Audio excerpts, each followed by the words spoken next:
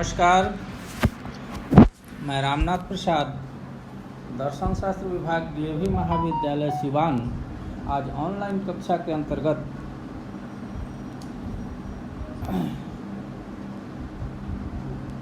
मौलिक नैतिक अवधारणाओं की व्याख्या संबंधी विचार लेकर आपके समक्ष उपस्थित हुआ।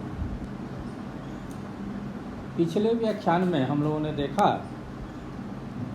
कि किस तरह से उचित और अनुचित की अवधारणा शुभ और अशुभ की अवधारणा से अलग है। इस तरह शुभ सापेक्ष और सर्वोच्च होते हैं।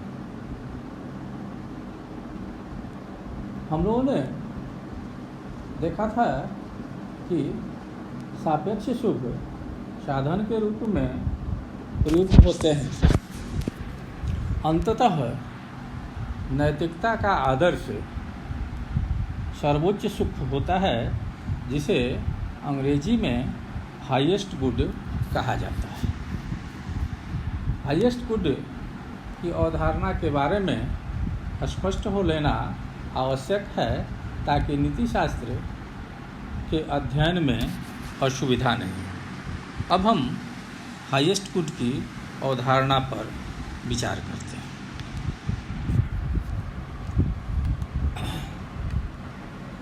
शुभ नैतिकता की मूल अवधारणा है।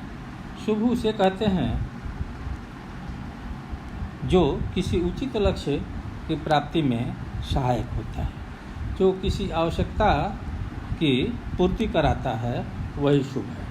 स्वास्थ्य, धन, विद्या इत्यादि शुभ हैं। जो सुख प्राप्ति में सहायक होते हैं वे शुभ हैं। इसी तरह शारीरिक, मानसिक, बौद्धिक, सौंदर्यात्मक, सामाजिक, आर्थिक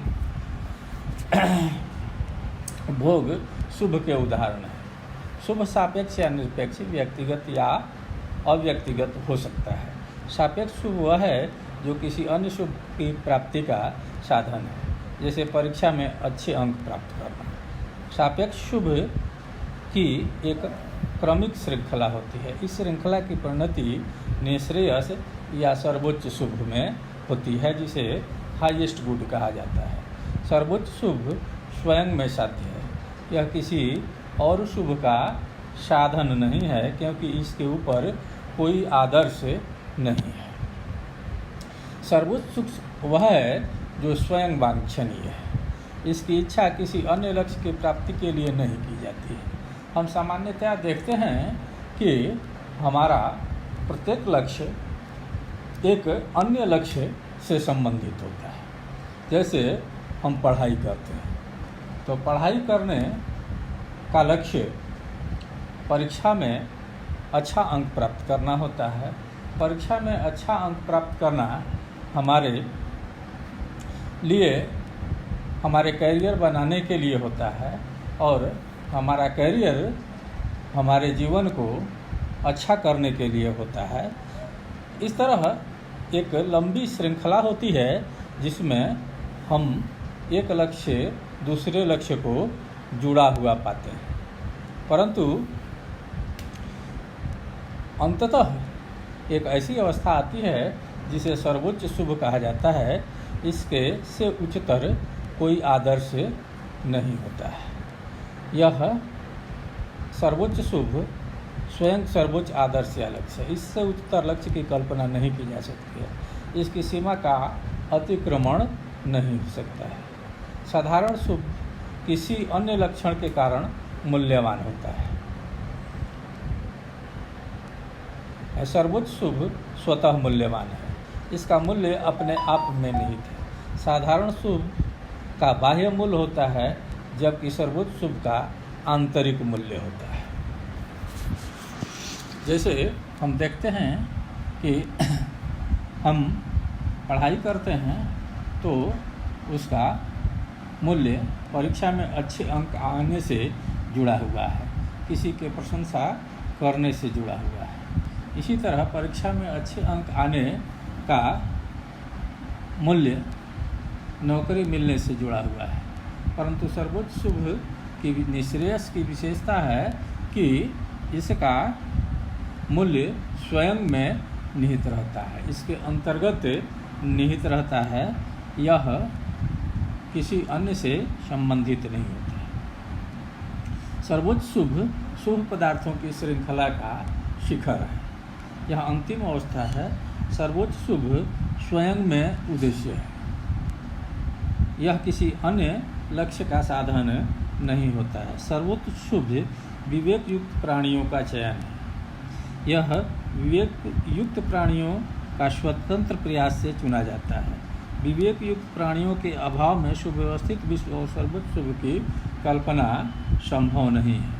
सर्वोच्च शुभ से संपूर्ण इच्छाओं की पूर्ण तृप्ति होती है, इससे अपूर्व संतोष मिलता है। इच्छा चरित्र पर निर्भर है और चरित्र व्यक्ति का स्व आत्मा को व्यक्त करता है। इस तरह निःश्रेयस से आत्म की प्राप्ति होती है।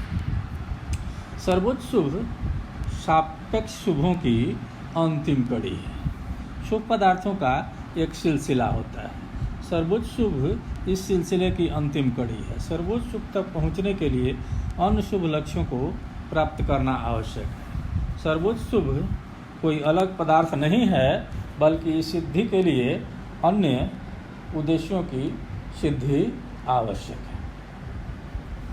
सर्वोच्च शुभ नैतिक प्रगति का परिणाम है।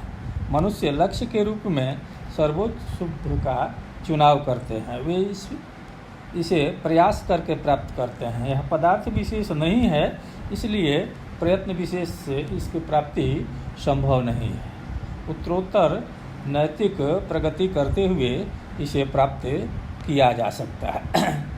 सर्वोच्च शुभ की पूर्ण सिद्धि संभव नहीं है। जैसे निःश्रेयस या मोक्ष की अवस्था को संपूर्ण रूप से इस जीवन में प्राप्त नहीं किया जा सकता है, यह कांट इत्यादि दार्शनिक भी मानते हैं। यह चरम आदर्श है। आदर्श वह है जिसे हम प्राप्त करना चाहते हैं। अगर हम इसे प्राप्त कर लें तो यह आइडियल न होकर रियल हो जाता है। सर्वोच्च शुभ मानव जीवन का चरम आदर्श है, इसलिए इसकी पूर्ण सिद्धि प्रयत्न विशेष से संभव नहीं है। इसे आंशिक रूप से प्राप्त किया जा सकता है। मानव निरंतर प्रयत्न करते हुए इसे अधिकतम स्तर तक प्राप्त कर सकता है। इस आदर्श की तरफ निरंतर अग्रसर रहना मानव का नैतिक कर्तव्य है। सर्वोच्च शुभ एक वस्तुनिष्ठ तथ्य है। यह किसी व्यक्ति की इच्छा पर निर्भर नहीं करता है, यह किसी व्यक्ति की भावना से प्रभावित नहीं होता है। सर्वोच्च शुभ व्यक्तिगत के साथ साथ सामान्य भी है, यह व्यक्तिगत के साथ सामाजिक भी है। यह व्यक्तिगत है क्योंकि व्यक्ति के जीवन का चरम लक्ष्य है। यह सामान्य है क्योंकि यह सबका लक्ष्य है। सर्वोच्च शुभ के स्वरूप को लेकर विद्वानों में मतभेद है।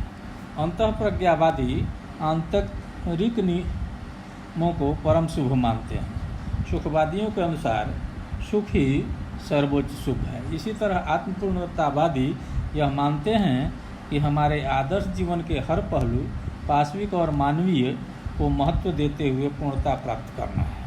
इस तरह सर्वोच्च शुभ के स्वरूप के संबंध में विभिन्न मत देखने को मिलते हैं।